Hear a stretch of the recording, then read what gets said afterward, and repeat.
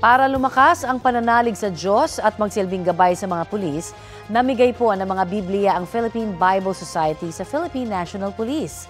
48,000 kopya ng New Testament Bible ang ibinigay sa seremonya sa Camp Crame, Quezon City.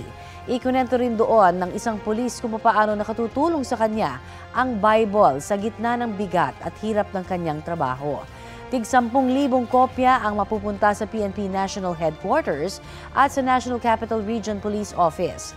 Tig 5,000 Biblia para sa Police Regional Offices sa Cagayan Valley, Central Luzon, Calabarzon at Bicol Region. Tig 4,000 kopya naman para sa mga PRO sa Central Visayas at Davao Region.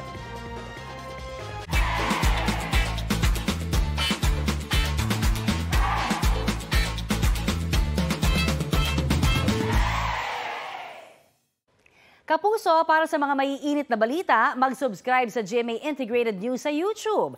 Sa mga kapuso naman abroad, subaybayan nyo kami sa GMA Pinoy TV at sa www.gmanews.tv.